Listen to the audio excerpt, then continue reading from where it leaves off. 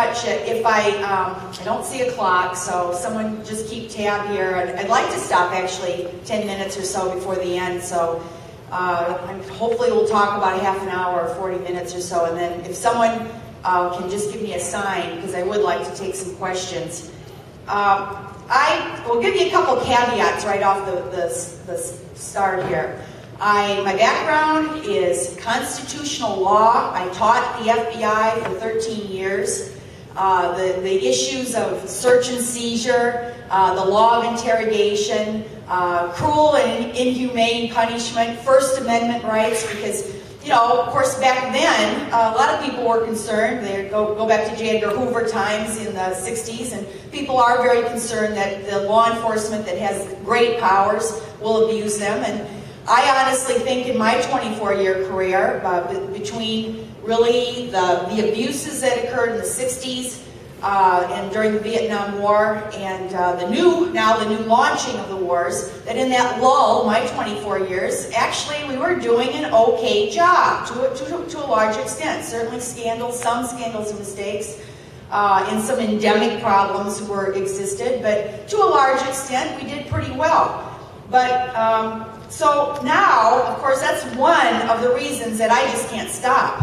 I mean, people will say, why are you you've retired for 5 years, why are you still so caught up in wanting a return to the truth, wanting a return to law? You know, we're not a country of laws anymore. I heard John Albanese speaking about, I think he said it in the present, he says, we are a country of laws, we do go after mass murderers, etc. And I wanted to say, no, that's in the past.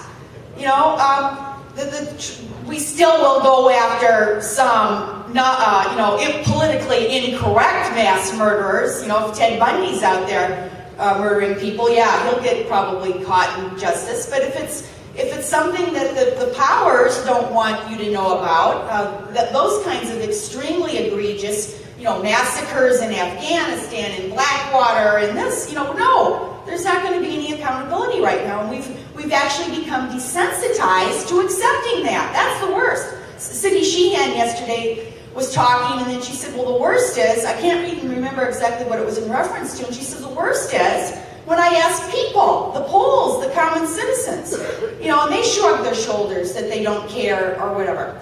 So anyway, I'll tell you a little bit about my story. It begins the week before 9/11.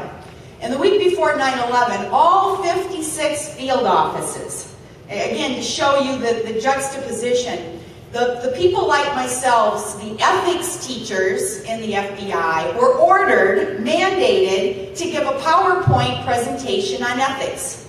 And this was a result of the prior terrible domestic terrorist attack that Timothy McVeigh, our own, probably PTSD suffering veteran from Gulf War I, Timothy McVeigh, the largest attack on American soil, killed 169 people, and was executed earlier that summer.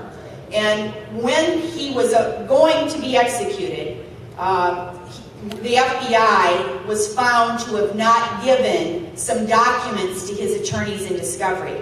How many people even remember this scandal?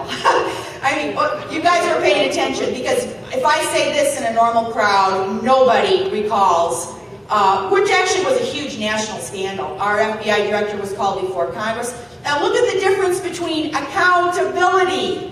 Again, a few months, 4 months before 9/11, tremendous seeking of accountability on something like this. Actually, I can tell you these documents that were not given were actually minor copies of things, but we were scrambling all over the FBI to find some boxes of things that honestly didn't even matter. And so anyways, his remedy, of course, this didn't make a lot of sense, but one of the remedies was to mandate that the FBI have ethics training. And they came up at headquarters with this PowerPoint, and I was pressing the button. I was just sitting there like this and reading it. It didn't go into my heart and soul that much at that time. One of the slides in this ethics PowerPoint, I use to this day. I have it on, when I go to colleges, I just spoke down in Tampa a couple of days ago. It's the first thing in my slideshow. And it's the PowerPoint slide from the week before 9/11. It says, do not puff, shade, skew, tailor, firm up, or massage statements of fact. And when I say this to a college audience, I say, okay, firm up, puff, shade, skew, tailor. There could have been some other ones. They could have been put the best spin on. There's many other, PR, many other light forms of this word. And I asked this college, I said, what is this slide really saying? It's a 3-letter verb. Do not lie. Lie, exactly. You guys are better than the college students. And then I say, now why is it actually better to say, do not puff, shade, skew? Why is it actually better in a training situation to say that rather than do not lie? Well, the reason it's better is because people will never even admit to themselves that they could lie. We all have, a certain amount of arrogance and hubris and whatever, and self-preserving ego. And, you might admit that you shaded the truth or skewed slightly. That's much more likely. And you might think you're justified, that you can't explain to people who don't understand real well, so I had to shade it. If you're in law enforcement, you believe that you, for the greater goal of getting somebody convicted who might be a mass murderer, who might be a terrible drug dealer, etc. Oftentimes you get this utilitarian thinking that, okay, yeah, I made a little mistake on my paperwork, the drugs and the chain of custody, we got a mistake here, but you know what, we're not going to let a terrible, guilty person walk out, so I might have to shade the truth. Little minor thing when I'm on the witness stand. That's actually, unfortunately, I'm going to tell you, it's very common in law enforcement, this utilitarian thinking.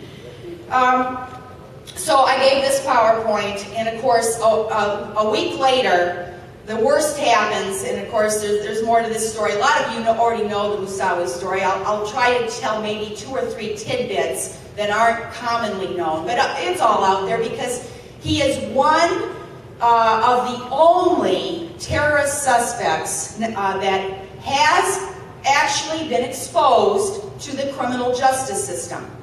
Now, this hasn't happened with all of the other people on Guantanamo, Mozambique, for instance, many of whom have little or no connection to actual terrorism, but there are some now that do have some connection. And it's all being dealt with. Unfortunately, Obama promised transparency. For a little while, there seemed to be a slight attempt to go into court and have some of these facts be given to the public and be, let's let a defense attorney make his best case here, but let's let a prosecutor. This is the way the system used to work.